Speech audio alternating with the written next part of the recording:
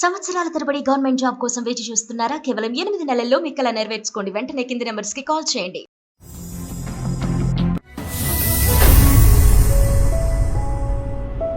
అందమైన జీవితం కార్యక్రమానికి స్వాగతం. నమస్తే కళ్యాణ్ గారు. ఆడపిల్లలకి సంబంధించి ఒక చిన్న ఇష్యూ, దాన్ని ఎలా సార్ట్ అవుట్ చేసుకోవాలో తనకు అర్థం కావట్లేదు. కొంచెం డెలికేట్ గా అనిపించింది. ఒకసారి రాజేశ్వరి గారు కాల్ చేస్తానండి.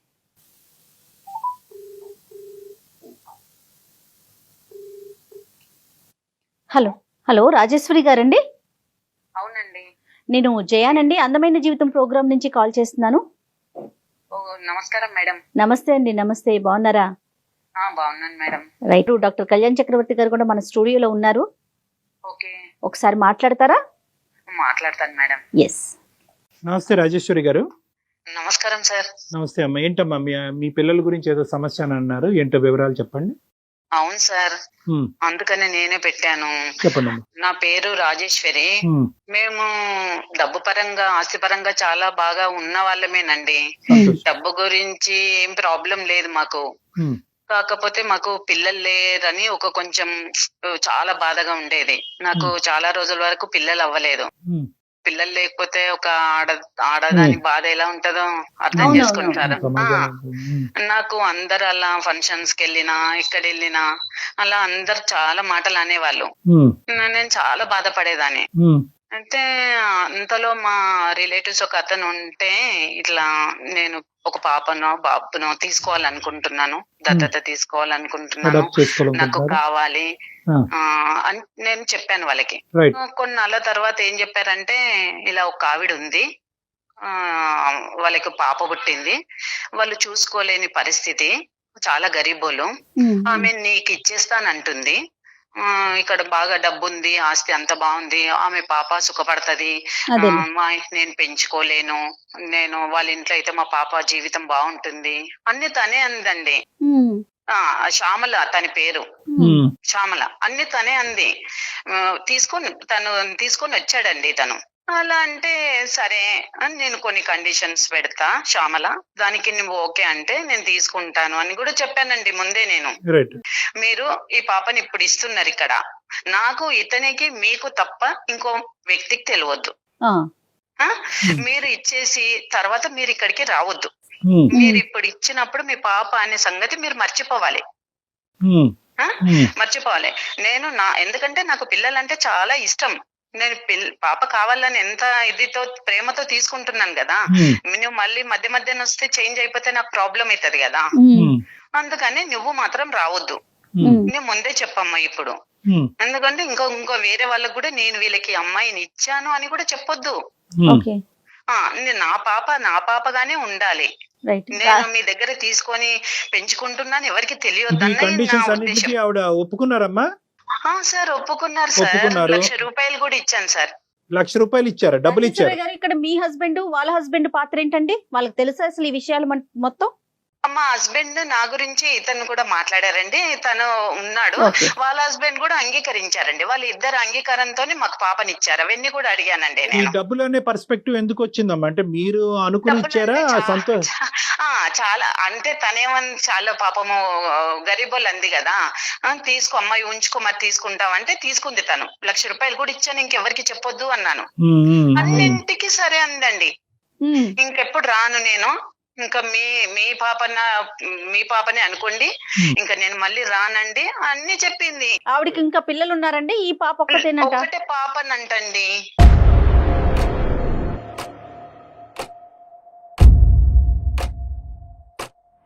పుట్టగానే మీరు తీసుకున్నారమ్మా. దీన్ని దత్తత అని కూడా అనలేము. అడాప్షన్ అనేటటువంటిది ఒక లీగల్ ప్రాసెస్, ఒక సెక్షన్ బట్టి బైండ్ అయ్యి ఉంది. దానికి కొన్ని లీగాలిటీస్ ఉంటాయి, కొన్ని స్టెప్స్ ఉంటాయి. కేవలం మీరు ఒక కండిషన్స్ పెట్టడం, ఆవిడ కండిషన్స్ కి తల ఊపటం, మీరు బిడ్డను తీసుకోవటం, ఆవిడ డబ్బులు ఇవ్వటం అనేది కాదు.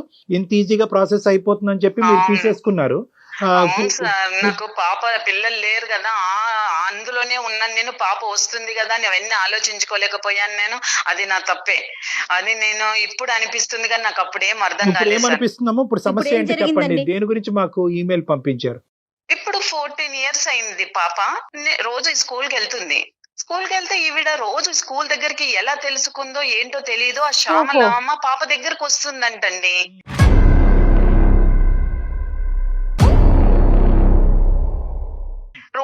ఉంది. అయితే మా పాప ఏం చెప్పిందంటే, ఎవరో ఒక పెద్ద ఆవిడ వస్తుంది రోజు నా దగ్గరికి, నన్ను చాలా బాగా చూసుకుంటుంది మమ్మీ, నన్ను చాలా ఒక రోజు బర్త్డే రోజు ఇంటికి తీసుకెళ్లి పాయసం వండి పెట్టిందంటండి.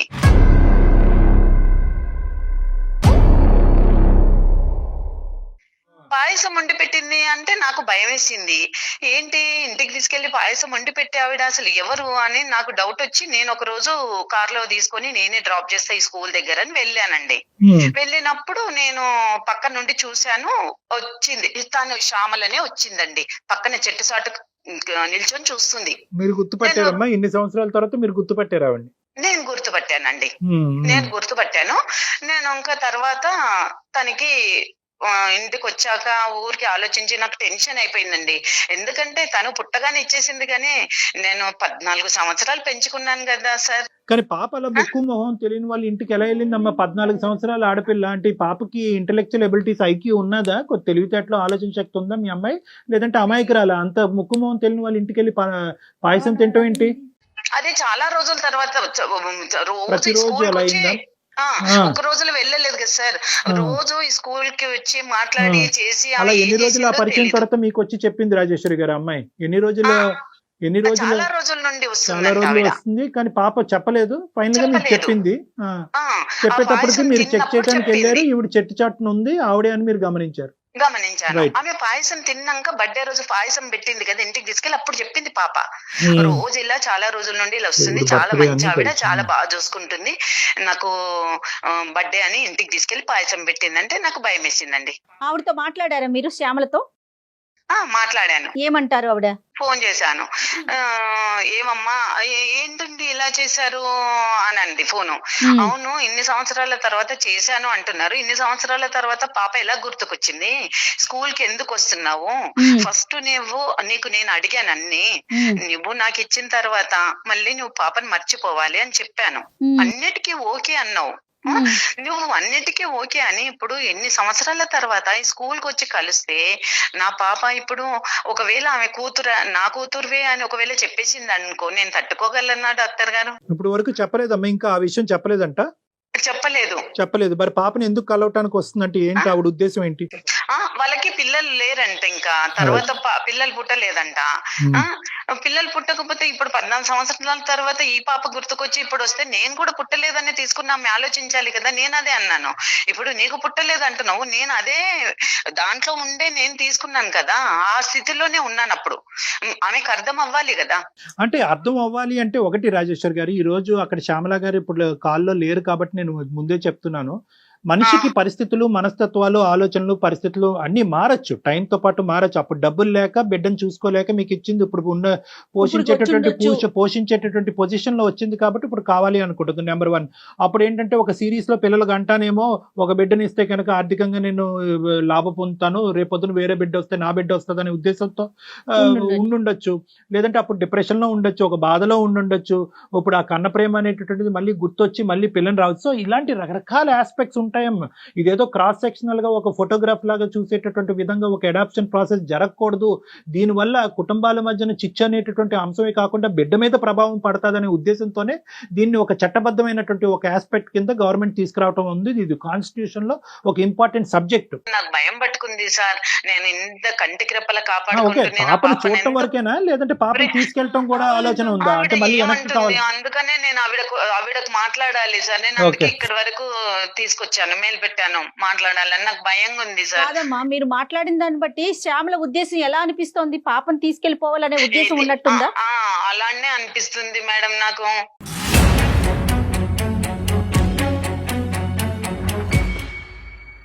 కాదు కళ్యాణ్ గారు, ఇప్పుడు చట్ట ప్రకారంగా మనం అడాప్షన్ అనేది జరగాలని చెప్తున్నారు, ఓకే, అంతవరకు కరెక్టే, బాగుంది. కానీ మా తల్లికి బిడ్డను చూసుకోవాలనే ఒక కోరిక ఉంటుందండి, అది మాతృత్వానికి మాత్రమే తెలుస్తుంది. దాన్ని ఆపటానికి చట్టం అంటే అది చట్టానికి లోబడే చేయాలా? కరెక్ట్ జగన్. ఇప్పుడు ఏంటంటే చట్టబద్ధత అనేది ఎందుకు వచ్చింది అంటే కనుక ఇట్స్ హైలీ కాన్ఫిడెన్షియల్. ఈ తల్లిదండ్రులకు వాళ్ళెవరో తెలియదు, ఆ తల్లిదండ్రులకు వీళ్ళెవరో తెలియదు. అవునవును. ఆ విధంగా మెయింటైన్ చేస్తూనే అడాప్షన్ ప్రాసెస్ అనే దానికి ముందుకెళ్ళటం అనేది జరుగుతూ ఉంటుంది. అందు గురించి ఏంటంటే అడాప్షన్ కి ఇచ్చేటటువంటి పేరెంట్స్ ముందుగానే తేల్చుకునేటటువంటి పరిస్థితి అన్నమాట. మీరు ఎవరికి ఇస్తున్నారో తెలీదు, మీరు ఒకసారి ఇచ్చిన తర్వాత మీ మనసులో తీసేసేయాలి అనేటటువంటి కండిషన్ కి మీరు ఒప్పుకుంటేనే దీనికి ముందుకెళ్ళాలని. సో అదంతా ముందే ఉంటుంది. రైట్. ఇప్పుడు ఏమంటారండి రాజేశ్వరి గారు, మీ ఒపీనియన్ మీరు ఆవిడకు మీరన్నా చెప్తారేమో అని నేను మెయిల్ పెట్టాను మేడం. ఇలా అయితే నాకు చాలా భయంగా ఉంది. నా పాప దూరం అయితే నేను ఎలా తట్టుకోగలనండి? అంటే ఒకటమ్మా, ఇక్కడ ముందుగానే మీకు చెప్తున్నాను రాజేశ్వరి గారు, ఆవిడతో మాట్లాడక ముందే ఇక్కడ ఏంటంటే ఒకప్పుడు ఆవిడ ఒప్పుకుంటే ఆవిడకి మీరు చెప్పినట్టుగా ఆ ఉద్దేశం లేకపోతే వెల్ అండ్ గుడ్. లేదా ఆవిడకి ఇప్పటికీ ఆ ఉద్దేశం ఉంటే కనుక, అంటే తీసుకెళ్లేటటువంటి ఉద్దేశం ఉంటే కనుక మనం ఇక్కడ చేయగలిగేది కూడా ఏమీ లేదు. ఎందుకంటే కనుక ఇక్కడ చట్టరీత్యా ఆవిడే తల్లి. మీరు ఆధార్ కార్డుల్లో పేర్లు రాసుకున్నా ఏం రాసుకున్నా కూడా చట్టరీత్యా ఆవిడే తల్లి. సార్ మీరు అలా అంటే ఎలా సార్? నేను ఏం చెయ్యను? నేను ఆ పాప కావాలని తను ఇష్టపూర్వకంగా ఇచ్చింది నాకు. నాకు పిల్లలు లేరని ఇష్టపూర్వకంగా ఆమె కనగానే వదిలించుకుంది. కానీ నేను 14 సంవత్సరాలు కష్టపడి పెంచుకున్నాను సార్. ఇప్పుడు ఆవిడ కన్న ప్రేమ, మీరు పెంచిన ప్రేమ, ఈ రెండు ఈక్వలే. ఇప్పుడు నేను అది కాదనట్లేదు. ఆవిడ కొద్దిగా మనం రియలైజేషన్ వచ్చేటటువంటి విధంగా మనం మాట్లాడొచ్చు. కానీ నేను ఫస్ట్ ఎప్పుడు కూడా చట్టం గురించి మాట్లాడుతున్నాను. ఎందుకంటే ఈ రోజు మేము మాట్లాడేసి అమ్మ నీ దారి నీది, నీ దారి నీది అని చెప్పి ఇక్కడికి వదిలేయచ్చు. కానీ రేపొద్దున మళ్ళీ ఇదే సిచ్యువేషన్ పునరావృతం అవుతే ఇక్కడ మీరు కోరుకోవటం ఒకటే కాదు, ఇప్పుడు ఆ పాప మీద పడేటటువంటి మానసికపరమైన ఒత్తిడి కూడా ఇక్కడ మనం పరిగణలోకి తీసుకోవాలి. 14 సంవత్సరాలు ఒక ఆడపిల్ల ఈ రోజు నా తల్లి ఈవిడ కాదు ఆవిడే నా తల్లి అనేటటువంటి ఒక డైలమా సిచ్యువేషన్ మీరు చేసినటువంటి పొరపాటు వల్ల ఆ అమ్మాయి మానసిక పరిస్థితి ఎలా ఉండబోతుంది, ఆ అమ్మాయి మనసు మీద ఎటువంటి గాయం పడబోతుంది అనేది కూడా మనం ఆలోచించుకోవాలి. ఇక్కడ కేవలం నువ్వు ఇచ్చేవి నేను తీసుకున్నాను ఇప్పుడు మళ్ళీ అడిగితే ఎలా అనేది ఒకటే కాదు, ఆ పాప మీద పడే ప్రభావం కూడా మనం చూడాలి. అన్ని ఆస్పెక్ట్స్ లో మనం చూడాలంటే ఫస్ట్ శ్యామల గారితో మనం మాట్లాడాలి. మీరు మాట్లాడి చెప్పండి సార్ తనకి. నేను వదులుకొని ఉండలేను సార్. మీరు మాట్లాడతారని నేను మెయిల్ పెట్టాను. మీరన్నా చెప్పండి సార్ ప్లీజ్. చూద్దాం ఆవిడ ఒపీనియన్ ఏంటో తెలుసుకుందాం. ఒకసారి ఆవిడకి కనెక్ట్ చేస్తారండి మీరు శ్యామల గారికి? చేస్తాను మ్యామ్. Okay ma'am. మీరు కూడా స్మూత్ గా హ్యాండిల్ చేయండి తన లైన్ లోకి వచ్చాక. ఏమండి? Okay okay right. మీరు మాట్లాడుతున్న వ్యక్తి మెచ్యూర్ అయిపోయింది, పెద్ద పిల్ల అయిపోయింది కదండి. 14 ఏళ్ళు అంటే టీన్స్ లోకి వచ్చేసింది కదా. హలో హలో హలో శ్యామల, చెప్పండి. నువ్వు ఊరికే రోజు వచ్చి మా పాపను కలవడము, స్కూల్ దగ్గర అలా చేయడము నాకు చాలా టెన్షన్ గా ఉంది శ్యామల. నువ్వెంత చెప్పినా అసలు వినట్లేదు. నేను అందుకనే ఆ సార్ వాళ్ళకి మెయిల్ పెట్టాను. సుమన్ టీవీ కళ్యాణ్ చక్రవర్తి సార్ ఉన్నారు కదా, నేను వాళ్ళకి మెయిల్ పెట్టాను. ఒకసారి వాళ్ళకి లైన్ లో ఉన్నారు, మీరు మాట్లాడండి. అమ్మా శ్యామల నమస్తే అమ్మా. నమస్కారం సార్. మా ప్రోగ్రామ్ గురించి మరి నీకు తెలుసో తెలీదు, నా పేరు డాక్టర్ కళ్యాణ్ చక్రవర్తి అమ్మా. సుమన్ టీవీ అందమైన జీవితం నుంచి మాట్లాడుతున్నాం. ఓకే అండి. ఏంటమ్మా అసలు పరిస్థితి ఏంటమ్మా? అంటే మీరు చాలా చిన్న వయసులో పాపని వాళ్ళకి ఇచ్చారంటే దత్తత అని కూడా మనం చెప్పలేము, అడాప్షన్ అని కూడా అనలేము. ఎందుకంటే లీగల్ గా మీరు ఎవరు వెళ్ళలేదు, మీరు ఇష్టపడ్డారు, ఆవిడ తీసుకున్నారు బేబీని. ఇప్పుడు మళ్ళీ 14 సంవత్సరాలు అయిన తర్వాత పాపని మళ్ళీ మీరు దగ్గర అవటానికి, పాప దగ్గర స్కూల్ దగ్గరికి రావడానికి, కలవటానికి, ఇన్ఫాక్ట్ ఆ అమ్మాయి బర్త్డే కూడా గుర్తు పెట్టుకుని ఆ అమ్మాయికి ఇంటికి తీసుకెళ్ళటం, ఏవో ఇప్పించటం అవన్నీ జరిగినాయి అంటే అసలు ఏంటమ్మా మీ ఉద్దేశం ఏంటి? ఎందుకు అలా చేస్తున్నారు ఏంటి? సార్ నమస్కారం అండి. నమస్తే అమ్మా. అది ఏంటంటే నాకు ఒక పాప పుట్టింది. అవునమ్మా. దాన్ని పెంచుకునే స్థితిలో నేను లేక నేను చాలా కష్టాలు పడుకుంటా వచ్చాను. నేను కష్టాలు పడ్డదని నా కూతురు కూడా కష్టాలు పడద్దు అని చెప్పేసి సరేలే అని చెప్పేసి ఎవరి ద్వారానో నేను ఒకరి ద్వారా విన్నానండి ఈవిడ గురించి. విన్న తర్వాత సరే నేను బాగుపడకపోయినా పర్వాలేదు, నా కూతురైనా కానీ మంచిగా బాగుపడాలి, మంచి స్థితిలో ఉండాలి, నేను పడ్డ కష్టాలు నా కూతురు పడకూడదని చెప్పేసి నేను దత్తత ఇవ్వడానికని నేను ముందరకు వచ్చానండి. ఇష్టపూర్వకంగానే ఇచ్చారమ్మా? అంటే నా ఇష్టపూర్వకంగానే ఇచ్చాను. కన్న ప్రేమ కదండి. నేను ఏంటంటే పిల్ల సుఖపడాలని ఇచ్చారు. పిల్ల సుఖపడాలి, నేను పడ్డ కష్టాలు నా కూతురు పడకూడదు, నేను పెంచుకునే స్థితిలో నేను లేనండి. అదేలే. నేను పెంచుకునే స్థితిలో నేను లేక ఎవరి ద్వారానో నేను విన్నాను. దానికి మీ భర్త కూడా ఏకీభవించారమ్మా?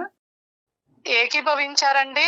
ఇప్పుడు ఏంటంటే మొదటి ఆడపిల్ల పుట్టిన తర్వాత నాకు మళ్ళీ ఆ పాపని నేను దత్తతకి ఇచ్చిన తర్వాత అంటే నాకు నా నాకు పిల్లలు పుట్టలేదు.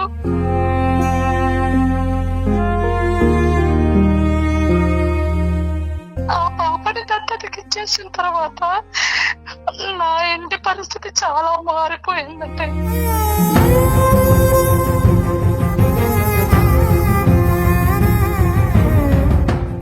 నా మహాలక్ష్మిని వేరే వాళ్ళకి దత్తతకి ఇచ్చేసాను.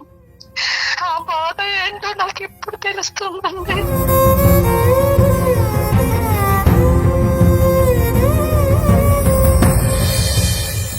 ఒకసారి నా కూతురు పుట్టినరోజని మా పాపని ఇంటికి తీసుకెళ్లానండి. కొంచెం పాయసం వండి పెట్టాను. నా కన్న కడుపు తట్టుకోలేక ఆ అమ్మాయి అంటే నాకు ఇంకా పిల్లలు పుట్టరు కదా, ఇదే పాప అనుకొని నేను అలా ప్రేమగా చూసుకుంటున్నానండి అంతే.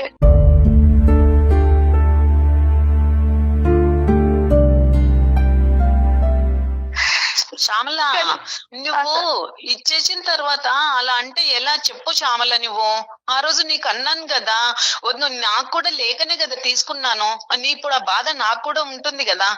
నువ్వు కనగానే నా చేతిలో పెట్టేసి వెళ్ళావు, కానీ నేను కంటికి రెప్పల 14 సంవత్సరాలు చూసుకున్న పాపని ఇప్పుడు నువ్వు వెతికెళ్ళిపోతావని నాకు ఎంత టెన్షన్ ఉంది తెలుసా.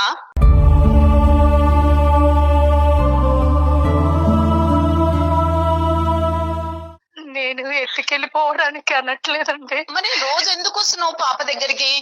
రోజు ఎందుకు పాపని బర్త్డే అని తెలిసి ఇంటికి ఎందుకు తీసుకెళ్ళావు? నేను తట్టుకోలేకపోతున్నా శ్యామల. నీకు ఫస్ట్ కూడా చెప్పాను, కండిషన్ ఏం పెట్టాను నేను, చెప్పానా లేదా? అవును. పాపను నాకు ఇచ్చిన క్షణం నువ్వు మర్చిపోవాలి, మళ్ళీ పాప దగ్గరికి నువ్వు రావద్దు.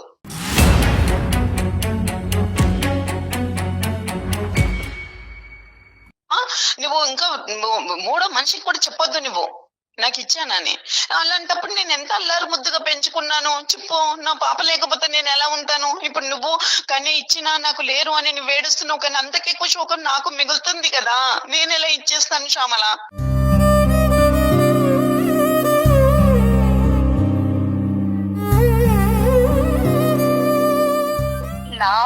నా పాప అంటున్నారే కానీ 9 నెలలు మోసి కడుపు కట్టుకొని నేను కడుపుతో ఉన్నప్పుడు కూడా తిండికి లేక నా కూతురు బ్రతకాలని కూలి పని చేసుకుంటూ అది చేసుకుంటూ నా కడుపు నేను బిడ్డను కన్నాను. పెంచుకునే స్థితి లేకనే నీకు నేను ఇచ్చాను, కానీ ఇప్పుడు నాకు మొత్తానికే పిల్లలు పుట్టారని తెలిసాక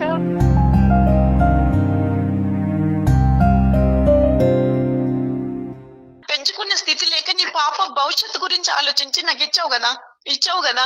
మరి నీ పాప నేను ఎంత బాగా భవిష్యత్తు ఇస్తున్నా, మంచి భవిష్యత్తు ఇస్తున్నాను, మంచి చూసుకుంటున్నాను. నువ్వు పెంచే స్థితి లేదని నాకు ఇచ్చావు, ఇప్పుడు మళ్ళీ లాక్కోవడానికి ఎందుకు చూస్తున్నావు?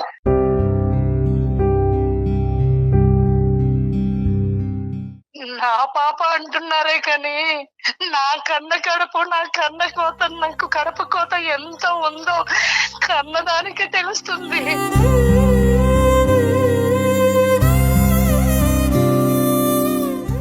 అదే శోకాన్ని నాకు మిగిలిస్తావా శ్యామల?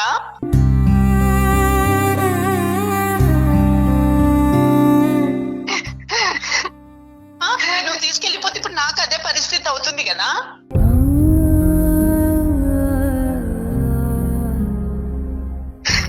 వాళ్ళిద్దరి గురించి మాట్లాడుకుంటున్నారు, నా పిల్ల మనసు ఏంటనేది ఆలోచించలేకపోతున్నారు. తనంత కన్ఫ్యూజ్ అవుతుంది కదా. గుర్తుకొస్తుంది, 14 సంవత్సరాల తర్వాత గుర్తుకొస్తుందా శ్యామల?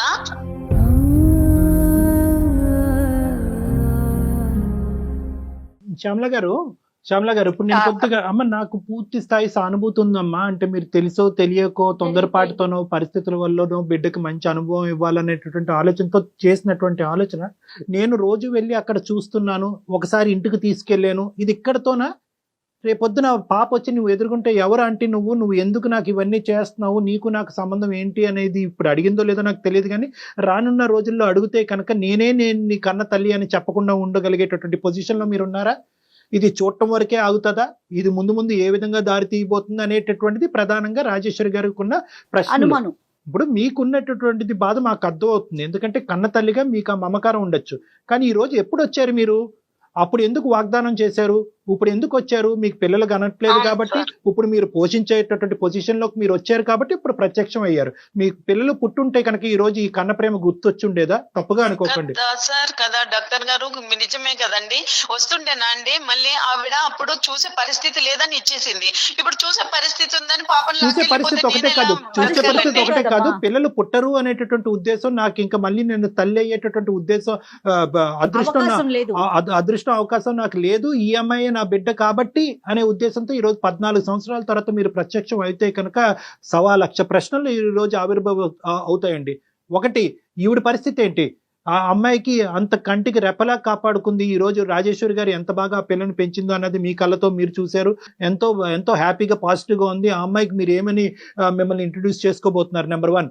నెంబర్ 2, ఒకప్పుడు పొరపాటున మీ ఇమోషన్స్ ద్వారా మీరు ఏదైనా చెప్పకూడదు, ఏదైనా ఆ పిల్లకి చెప్తే కనుక ఆ అమ్మాయి మెంటల్ పరిస్థితి ఏమవబోతుంది? ఎందుకంటే అడాప్షన్ సీక్వెన్స్ లో ఇది చాలా ఇంపార్టెంట్. ఎట్టి పరిస్థితిలో కూడా కన్నటువంటి తల్లిదండ్రులు ఈ బిడ్డకి ఎప్పుడు కూడా జీవితంలో ఎక్కడ కూడా వాళ్ళు కనిపించకుండా ఉంటారమ్మా. ఎందుకంటే తెలియదు అది, ఈ పేరెంట్స్ ఎవరు, ఆ పేరెంట్స్ అన్నది ఎవరికి తెలియదు. సో ఇటువంటి పరిస్థితులకి సమాధానం మీ దగ్గర ఉందా శ్యామల గారు? అయ్యా, నాకు తెలిసి తెలియకో నేను తప్పు చేశానయ్యా. నేను చేశాను, కానీ నాకు పెంచుకునే స్తోమత లేక నేను అప్పుడు ఇచ్చేసాను. అది నేను దానికి కూడా ఒప్పుకుంటున్నాను. కానీ ఇప్పుడు నాకు పిల్లలే పుట్టరని తెలిసిన తర్వాత అయ్యో ఆ పిల్లని చూసుకుంటాను అనే ఒక ఆలోచన నాకు ఇస్తారనేమో నమ్మకం అనేది కలిగి నేను ఇలా ఆ అమ్మాయి మీద ప్రేమ పెంచుకున్నానండి. నేను ఏంటమ్మా మళ్ళీ తిరిగి ఇవ్వాలా? అది మీకు ఎలా అనిపిస్తే చూడండి సార్, ఎలా మాట్లాడుతుంది చూడండి డాక్టర్ గారు.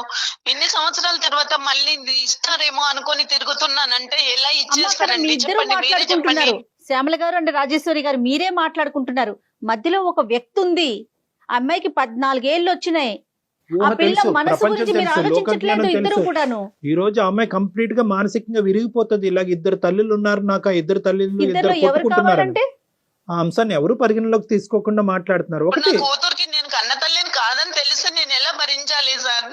చెప్పండి డాక్టర్ గారు, నేను ఎలా భరించాలి? అమ్మ ఇది ఒకటి రాజేశ్వరి గారు, ఇక్కడ ఏంటంటే ఇది ఒక సున్నితంగా వ్యవహరించవలసినటువంటి అంశం. ఇక్కడ కఠినంగా వ్యవహరించలేము. ఎందుకంటే ఇక్కడ లీగల్ ఆస్పెక్ట్స్, లీగల్ బ్యాకింగ్ అన్నది లేదు. ఇప్పటికీ కూడా ఆవిడ కన్న తల్లి అయితే కనుక ఆవిడ బిడ్డే ఈ బిడ్డ, మీ దగ్గర మాత్రం యువర్ జస్ట్ గార్డియన్ అంతే ఇక్కడ. సో ఇక్కడ నేను చెప్పేది ఏంటంటే ఇది వినండి మీరు కూడా అలా చెప్తే ఎలా సార్? నేను రాజేశ్వరి గారు ఇది మీకు చెప్పేటటువంటి పాయింట్ నేను ఇంకా శ్యామల గారు చెప్పలేదు. శ్యామల గారు ఇక్కడ ఇది చాలా డెలికేట్ ఇష్యూ అన్నాను. దీన్ని హ్యూమన్ యాంగిల్లోని, లీగల్ యాంగిల్లోని, అన్ని యాంగిల్స్ లోని మనం చూడవలసినటువంటి అవసరం ఉంది. ఈ రోజు ఒక్కసారి కూర్చొని ఆలోచించండి. ఈ రోజు ఏ పొజిషన్ లో ఈ రోజు మళ్ళీ మీ పిల్ల దగ్గరికి వచ్చారు? మీకు స్తోమత పెరిగిన తర్వాత వచ్చారు. మీకు మళ్ళీ బిడ్డలు పుట్టరు అనే ఉద్దేశం వచ్చిన తర్వాత ఇక్కడికి వచ్చారు. కాబట్టి ఇది కండిషనల్ గానే ఉంటుంది. ఒక తెలివైనటువంటి ఒక బిడ్డ 14 సంవత్సరాలు వచ్చినటువంటి ఒక ఆడపిల్ల ఈ రోజు నా తల్లి ఈ తల్లి కాదు, ఆ తల్లే నా తల్లి, ఆ తల్లి కూడా ఇంతే విధంగా ప్రేమిస్తుంది అంటే కనుక ఆ అమ్మాయి మనసులో క్రియేట్ అయ్యేటటువంటి భయానకమైనటువంటి సందిగ్ధ పరిస్థితి అది వర్ణాతితో చాలా కష్టం. అది రిజాల్వ్ చేయటం. మీ బిడ్డ సంతోషంగా ఉండాలి, ఆనందంగా ఉండటమే కదా మీకు కావాలి శ్యామల. మీ దగ్గరకు తీసుకొచ్చేసుకుంటే ఇన్ని సంవత్సరాల నుంచి లేని ఇప్పుడు మీ మీద ప్రేమ ఎలా వస్తుంది తనకి? ఒకవేళ వచ్చినా తను ఎంత కన్ఫ్యూజ్ అవుతుంది కదా. అసలు విషయం ఇంకా తనకి తెలీదు. శ్యామల, నువ్వు రోజు వెళ్ళి కలిసి మాట్లాడేసి వస్తున్నా, నీ పాప అనుకుంటున్నావు కదా. అసలు విషయం తెలుసా? అసలు నీ పాపని నువ్వు చూడనే లేదు. ఆ పాప నాకు తర్వాత, మీ పాపని తీసుకున్న తర్వాత పుట్టిన పాప. ఆ పాపని చూసావు నువ్వు, నీ పాపని కాదు.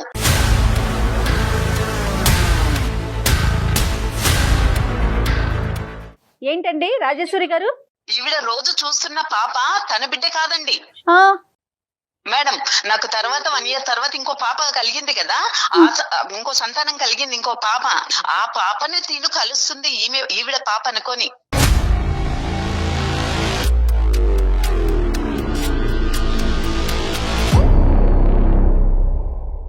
ఈవిడ నమ్మాలే, అమ్మ అని ఎలా పిలుస్తుంది, ఎలా ఈవిడ దగ్గరికి వెళ్తుంది అనుకుంటుంది?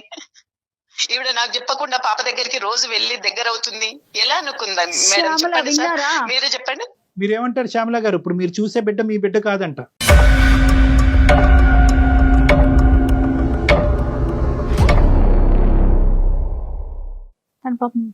షాక్ అయిపోయింది. ఏమి మాట్లాడాలో నాకు అర్థం కావట్లేదు సార్.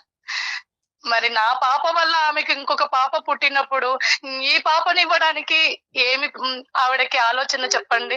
ఇప్పుడు నాకు మొత్తానికి పిల్లలు పుట్టరని తెలిసింది. ఇక్కడ ఏంటంటే మీ అమ్మాయిని మీరు గుర్తు పట్టలేనటువంటి విధంగా ఆ అమ్మాయి ఎదిగింది. ఈవిడికి పుట్టినటువంటి బిడ్డ నా బిడ్డ అనుకుని బ్లైండ్ గా ఈ అమ్మాయితోనే మీరు ఒక బాండింగ్ ఏర్పాటు చేసుకున్నారు. నేను అడగడంలో న్యాయం ఉందా అన్యాయం ఉందో అది మీరే చెప్పాలండి. అదే ఇప్పుడు తనకి ఆల్రెడీ ఒక పాప ఉంది. నా కారణంగా నా పాప వల్ల ఇంకో పాప పుట్టింది కదా. ₹1,00,000 డబ్బులు ఇస్తే కూడా తీసుకున్నావు, మళ్ళీ పాప దగ్గరికి రానన్నావు, చూడనన్నావు. ఒకవేళ ఇప్పుడు పిల్లలు పుడితే రాకపోతుంటేవి కదా, పిల్లలు పుట్టకపోతే పాప గుర్తొచ్చిందా? నేను ఎంత అల్లారు ముద్దుగా పెంచుకున్నాను, నా ప్రాణం కంటే ఎక్కువ ఆ పాప లేకుంటే నేను బ్రతుకుతానా? ఇప్పుడు నువ్వు అడిగితే నేను ఎలా ఇచ్చేయాలి?